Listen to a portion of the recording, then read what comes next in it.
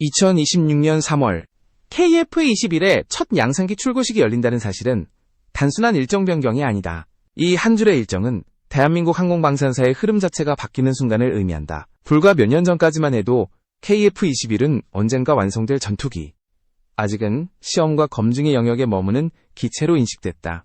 그러나 지금 이 시점에서 KF-21은 더 이상 미래형 프로젝트가 아니다. 이미 시간표를 지배하고 있고 생산 라인을 움직이고 있으며 전략 환경을 바꾸고 있다.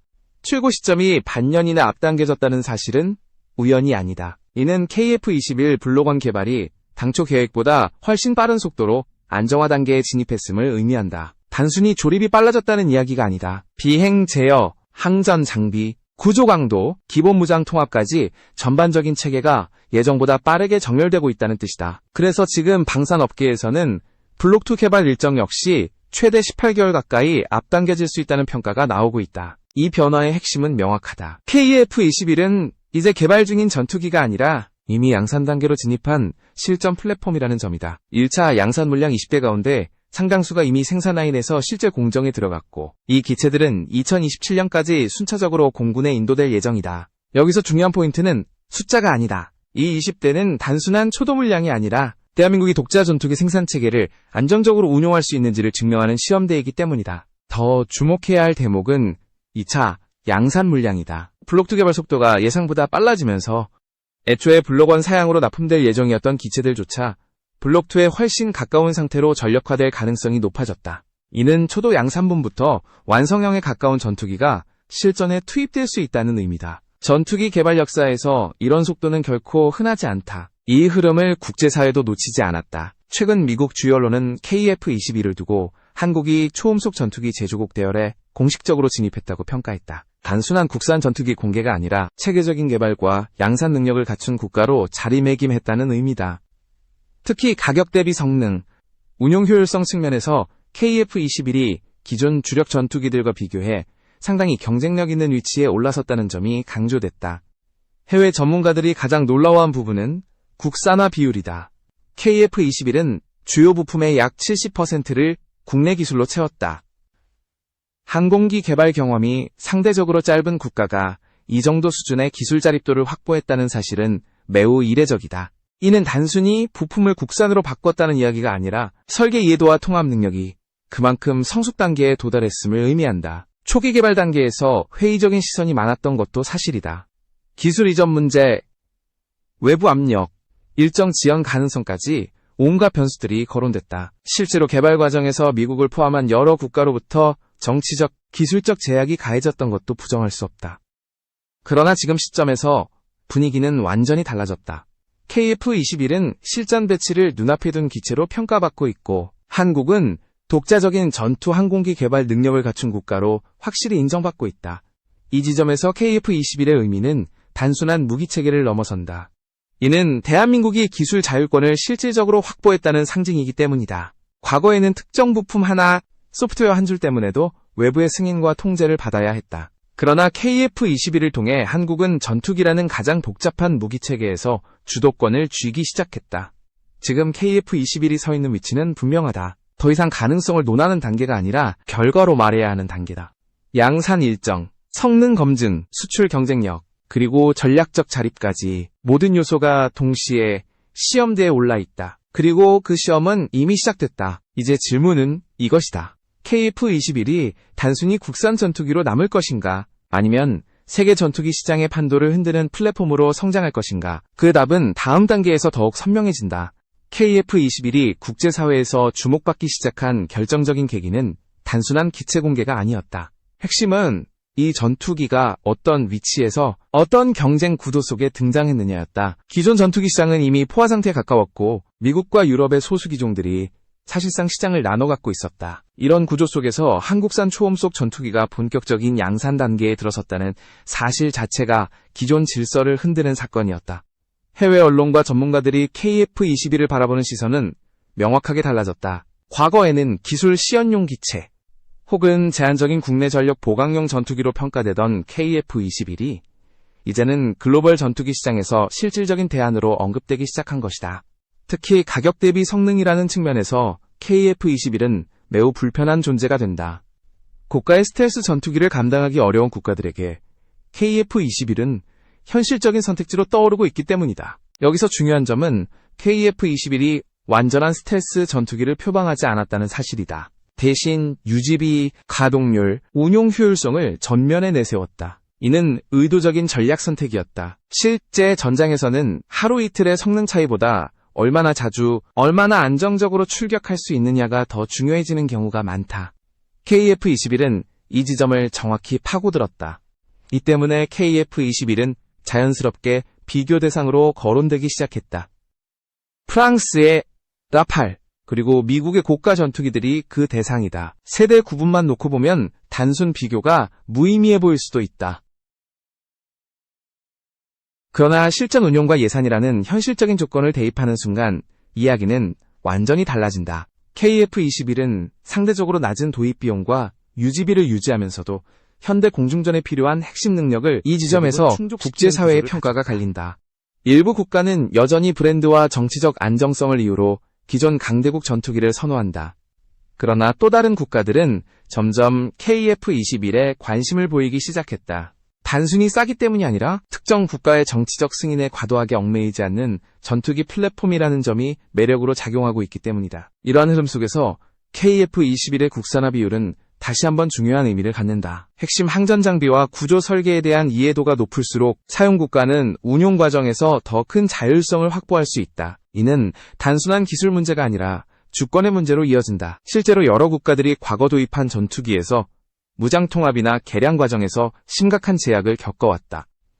KF-21은 이러한 문제를 정면으로 인식한 상태에서 설계됐다. 완성형 스텔스 전투기를 단번에 만들기보다는 단계적으로 성능을 확장할 수 있는 플랫폼을 구축하는 방식이다. 블록 1, 블록 2로 이어지는 개발 구조는 단순한 일정 관리가 아니라 전략적 선택의 결과다. 이 방식은 향후 기술 발전과 국제 정세 변화에 유연하게 대응할 수 있는 여지를 남긴다. 국제 전투기 시장에서 가장 중요한 요소 중 하나는 신뢰다. 기체 성능뿐만 아니라 생산 일정이 지켜지는지, 부품 공급이 안정적인지, 정치적 변수에 흔들리지 않는지까지 모두 평가 대상이 된다.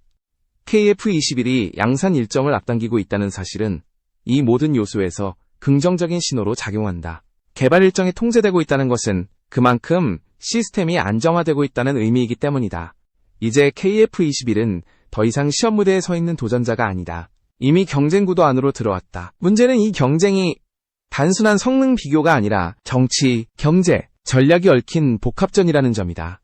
그리고 바로 이 지점에서 KF-21이 마주하게 될 가장 큰 장벽의 모습을 드러낸다. 그것은 기술이 아니라 무장통합과 승인이라는 보이지 않는 전선이다. KF-21이 본격적인 경쟁 구도에 들어서자 그동안 수면 아래에 있던 문제가 전면으로 떠올랐다. 바로 무장통합 문제다. 전투기의 성능은 기체 자체로 완성되지 않는다. 어떤 무장을 어떤 조건에서 얼마나 자유롭게 통합할 수 있느냐가 실질적인 전투력을 결정한다. 그리고 이 지점에서 KF-21은 기술이 아닌 정치의 벽과 마주하게 된다. 그동안 한국은 미국산 공대공 미사일 통합을 지속적으로 요청해왔다. 그러나 돌아온 답변은 협력이라기보다 통제에 가까웠다. 미국이 제시한 방식은 단순했다. KF-21을 미국으로 가져오면 우리가 통합해주겠다는 조건이었다. 표면적으로는 기술 지원처럼 보이지만 실제로는 전투기의 내부 구조와 성능 데이터, 항전 시스템 전반을 외부에 공개하라는 요구와 다르지 않았다. 이 요구가 왜 문제인지 명확하다. 무장통합은 단순히 미사일을 달아보는 작업이 아니다. 전투기의 센서 구조, 데이터 링크, 전투관리 시스템, 소프트웨어 아키텍처까지 모두 노출된다. 이 단계에서 주도권을 넘긴다는 것은 향후 개량과 수출, 심지어 운용 방식까지 외부의 승인에 묶이게 된다는 뜻이다. 한국 입장에서 받아들일 수 없는 조건이었다. 국방과학연구소와 방위사업당국이 이 제안을 사실상 거부한 이유도 여기에 있다. 기술적으로도 현실성이 낮았고 전략적으로는 더 큰 손실을 감수해야 하는 선택이었기 때문이다. 그래서 업계에서는 미국의 제안 자체가 허용하지 않겠다는 신호였다는 해석이 나온다. 명시적인 거절 대신 조건을 통해 문턱을 높였다는 분석이다. 이 지점에서 한국의 선택지는 급격히 줄어들었다. 외국산 무장에 계속 의존하면 수출과 개량에서 반복적으로 같은 문제가 발생한다. 반대로 자체 무장을 개발하면 단기간의 비용과 시간이 부담으로 작용한다. 그러나 장기적인 관점에서 보면 선택은 명확해진다. 결국 한국은 국산 공대공 미사일 개발이라는 방향을 공식화한다. 최근 국방과학연구소는 KF-21에 탑재될 국산 단거리 공대공 미사일 개발에 착수했다고 밝혔다. 이 사업은 단순한 무기 하나를 만드는 프로젝트가 아니다. KF-21이라는 플랫폼의 운명을 좌우하는 핵심 분기점이다. 외부 승인에 묶이지 않는 무장체계를 확보하겠다는 선언이기 때문이다. 총 사업비는 수천억 원 규모로 책정됐고 전력화 목표 시점도 명확하게 설정됐다. 참여 기업과 연구기관 역시 이미 정해졌다. 이는 계획 단계가 아니라 실행 단계로 들어갔다는 의미다. 중요한 점은 이 미사일이 단순히 기존 무장을 대체하는 용도가 아니라는 사실이다. KF-21의 센서와 데이터 구조에 맞춰 처음부터 설계되는 무장이라는 점에서 의미가 다르다. 현재 KF-21 시제기들은 근거리 교전에서 유럽산 단거리 미사일, 중거리 공중전에서는 유럽산 중거리 미사일을 운용하고 있다. 성능 자체는 검증된 무장들이다. 그러나 문제는 언제나 승인과 수출 조건이었다. 특정 지역으로 수출을 시도할 경우 미사일 제조국의 정치적 판단이 개입될 수밖에 없다. 이 때문에 국산 공대공 미사일 개발은 기술적 선택이 아니라 생존 전략에 가깝다. KF-21이 진정한 글로벌 플랫폼으로 자리 잡기 위해서는 최소한 핵심 무장만큼은 독자적인 선택권을 확보해야 한다. 이 선택이 성공하느냐에 따라 KF-21은 단순한 국산 전투기로 남을 수도 있고 완전한 자립형 전투기 체계로 도약할 수도 있다. 그리고 바로 이 지점에서 KF-21의 전투 개념 자체가 달라지기 시작한다. 국산 공대공 미사일은 단순히 무장을 하나 더 얻는 문제가 아니다. 근접 공중전의 방식, 조종사의 전술 선택, 그리고 교전의 주도권까지 바꾸게 된다. 이 변화는 다음 단계에서 더욱 분명해진다. 국산 단거리 공대공 미사일 개발이 본격화되면서 KF-21의 전투 개념은 눈에 띄게 달라지기 시작했다. 기존에는 어떤 미사일을 달 수 있느냐가 문제였다면 이제는 어떤 방식으로 싸울 수 있느냐가 핵심으로 떠올랐다. 근접 공중전에서의 우위는 단순한 기체 성능이 아니라 센서와 무장, 그리고 조종사의 연결 방식에서 결정된다. 새롭게 개발 중인 국산 단거리 공대공 미사일은 단순한 적외선 추적 방식에 머무르지 않을 가능성이 크다. 열 신호를 점으로 인식하는 과거 방식이 아니라 목표를 입체적으로 분석하는 이미지 기반 탐색 기술이 적용될 가능성이 거론되고 있다. 이 방식이 구현되면 전자방해 환경에서도 목표 식별 능력이 크게 향상되고 교란 수단에 대한 내성이 한층 강화된다. 이 변화가 의미하는 바는 분명하다. 근접 교전에서의 정확도와 신뢰도가 한 단계 올라간다는 뜻이다. 그러나 진짜 핵심은 따로 있다. 바로 헬멧 장착형 조준 시스템과의 완전한 연동이다. 이 기능이 들어가는 순간 공중전의 양상은 근본적으로 바뀐다. 조종사는 더 이상 기체 정면에만 시선을 고정할 필요가 없다. 고개를 돌려 목표를 바라보는 것만으로도 표적 지정이 가능해지고 그 정보가 실시간으로 미사일에 전달된다. 측면이나 후방에 있는 적기까지도 즉각적인 공격 대상이 되는 환경이 만들어지는 것이다. 이른바 높은 보호 사이트 교전 능력이 확보되는 순간이다. 이 능력은 단순히 편의성을 높이는 기능이 아니다. 근접 공중전에서는 수초 단위의 반응 속도가 생존을 좌우한다. 먼저 보고 먼저 쏘는 쪽이 전투를 지배한다. 헬멧 조준과 연동된 단거리 미사일은 이 싸움의 규칙 자체를 바꿔놓는다. KF-21은 이 영역에서 더 이상 뒤처진 전투기가 아니다. 여기에 더해 중요한 요소가 하나 있다.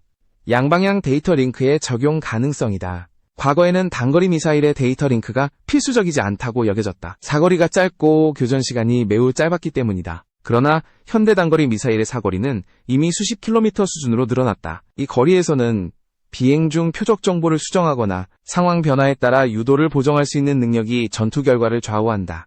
양방향 데이터 링크가 적용되면 미사일은 발사 이후에도 계속해서 전투기와 정보를 주고받는다. 조종사는 상황에 따라 표적을 바꾸거나 전술적으로 더 유리한 선택을 할 수 있다. 이는 단거리 교전임에도 불구하고 중거리 교전에 가까운 유연성을 부여한다는 뜻이다. KF-21의 레이더와 전투관리 시스템은 이러한 운용 개념을 전제로 발전하고 있다. 다수의 표적을 동시에 추적하고 전자전 환경에서도 안정적으로 정보를 처리할 수 있는 구조가 갖춰지고 있다. 헬멧 조준 시스템과 레이더, 미사일이 하나의 네트워크로 연결되는 순간 개별 장비의 성능을 넘어선 통합 전투력이 형성된다. 이 변화는 단순히 국내 전력 강화에 그치지 않는다. 수출 경쟁력과 직결되는 요소다. 많은 국가들이 고성능 전투기를 도입하고도 무장과 센서의 통합 문제로 제대로 된 성능을 끌어내지 못하는 상황을 겪어왔다. KF-21은 처음부터 이 문제를 구조적으로 피하려는 방향으로 움직이고 있다. 결국 국산 공대공 미사일과 그 운용 개념은 KF-21을 또 다른 단계로 끌어올린다. 기체 성능만으로 평가받는 전투기가 아니라 전투체계 전체를 제공할 수 있는 플랫폼으로 변모하는 것이다. 그리고 이 변화는 자연스럽게 다음 질문으로 이어진다. 이렇게 완성도를 높여가는 KF-21이 과연 어떤 시장을 향해 움직이고 있는가? 그 답은 엔진과 수출 전략이라는 또 다른 전선에서 드러난다. KF-21의 또 하나의 핵심 전선은 동력장치, 즉 엔진 문제다. 전투기에서 엔진은 단순한 추진수단이 아니다. 성능, 유지비, 수출 승인, 정치적 통제까지 모든 요소가 이 한 부품에 연결된다. 지금 KF-21이 직면한 엔진 문제는 기술의 문제가 아니라 전략의 문제에 가깝다. 최근 들어 영국의 롤스로이스가 KF-21 엔진 공동 개발에 강한 관심을 보이고 있다는 소식이 이어지고 있다. 일부에서는 이를 단순한 기술 협력 제안으로 해석하지만 실제 배경은 훨씬 복합적이다. 롤스로이스는 전투기 엔진 분야에서 세계 최고 수준의 경험과 기술을 보유한 기업이다. 전투기 엔진 경험이 부족해서 KF-21에 접근하는 것이 아니라 오히려 반대로 KF-21이 가진 시간표와 완성도를 필요로 하고 있다는 분석이 나온다. 이 흐름을 이해하려면 영국의 내부 사정을 봐야 한다. 영국이 추진 중인 차세대 전투기 개발 사업은 일정과 예산 측면에서 점점 불확실성이 커지고 있다. 완성까지 너무 많은 시간이 필요한 상황에서 당장 실전에 투입할 수 있는 전투기 전력이 절실해진 것이다. 이런 상황에서 이미 양산 단계에 들어가고 있는 KF-21은 영국 입장에서 매우 현실적인 선택지로 떠오른다. 여기에 유럽 전반의 안보 환경 변화도 영향을 미친다. 최근 몇 년 사이 유럽은 대규모 군수 물자를 외부 분쟁에 제공했고 그 결과 자국 방위력의 공백이 눈에 띄게 커졌다. 이는 영국만의 문제가 아니다. 유럽 전체가 전력 회복을 고민해야 하는 상황에 놓였다. 이런 환경에서 불확실한 미래형 전투기 하나에 모든 예산을 쏟아붓는 것은 정치적으로도 부담이 크다. 바로 이 지점에서 KF-21이 가진 장점이 부각된다. 이미 시험과 검증을 거쳐 실전 배치를 앞두고 있고 가격과 유지비 측면에서도 상대적으로 부담이 적다. 만약 롤스로이스가 엔진 공동 개발에 참여하고 기술 이전까지 포함된 협력 구조가 만들어진다면 이는 단순한 부품 공급 계약이 아니라 전략적 파트너십으로 이어질 수 있다. 물론 현실적인 계산도 필요하다. 향후 KF-21이 해외에 판매될 경우 엔진과 관련된 로열티 문제나 수익 배분이 발생할 가능성은 충분히 있다. 그러나 장기적으로 보면 핵심 엔진 기술을 확보하면서 개발 비용과 시간을 줄일 수 있다는 점은 매우 큰 이점이다. 특히 독자 엔진 개발에 필요한 막대한 비용을 감안하면 이 선택지는 전략적으로 충분히 검토할 가치가 있다. 엔진 문제는 수출과도 직결된다. 현재와 같이 특정 국가의 규제를 받는 엔진을 사용할 경우 중동을 포함한 대형 시장에서 계약이 사실상 불가능해질 수 있다. 이 지역의 전투기 계약은 규모가 수십 대 단위로 이루어지며 계약 금액 역시 국가 재정에 큰 영향을 미칠 정도다. 엔진 하나 때문에 이 시장을 통째로 놓친다면 KF-21의 글로벌 확장성은 크게 제한될 수밖에 없다. 반대로 엔진 자율성이 확보되는 순간 상황은 완전히 달라진다. 수출 승인 과정에서의 불확실성이 줄어들고 가격 경쟁력 역시 크게 강화된다. 이는 KF-21이 단순한 국산 전투기를 넘어 세계 시장에서 실질적인 대안으로 자리 잡을 수 있는 결정적인 조건이 된다. 결국 롤스로이스의 접근은 단순한 기술 제한이 아니다. 영국과 유럽의 안보 현실, 전투기 시장의 변화, 그리고 KF-21이 가진 시간적 우위가 맞물려 만들어진 결과다. 이 선택이 어떤 결론으로 이어질지는 아직 단정할 수 없다. 그러나 분명한 것은 엔진을 둘러싼 이 움직임이 KF-21의 운명을 가를 중요한 분기점이라는 사실이다. 그리고 이 분기점의 끝에는 수출 시장과 글로벌 경쟁이라는 마지막 무대가 기다리고 있다. KF-21의 이야기가 마지막 단계로 접어들면서 이 전투기가 마주한 무대는 더 이상 국내가 아니다. 지금 KF-21은 글로벌 전투기 시장이라는 가장 치열한 경쟁 공간 한가운데에 서 있다. 이 시장에서 살아남기 위해 필요한 조건은 단순한 성능 우위가 아니다. 정치적 승인, 유지 비용, 가동률, 장기 운용 안정성까지 모두 충족해야 한다. 과거 한국이 해외 전투기를 도입했을 때 겪었던 현실을 떠올려보면 이 차이는 더욱 분명해진다. 도입 비용보다 더 큰 부담은 유지와 운용이었다. 초기 구매 비용은 전체 예산의 일부에 불과했고 이후 수십 년간 이어지는 유지비가 훨씬 더 큰 압박으로 작용했다. 기술 접근 제한과 정비 통제는 운용 자율성을 크게 떨어뜨렸고 이는 전력 유지의 직접적인 약점으로 이어졌다. KF-21은 이 구조를 정면으로 뒤집으려는 시도다. 단순히 전투기를 하나 더 보유하는 것이 아니라 전투기 플랫폼 전체를 스스로 통제할 수 있는 체계를 구축하는 것이 목표다. 국산화 비율이 높아질수록 무장과 개량에 대한 선택권은 한국의 손에 남는다.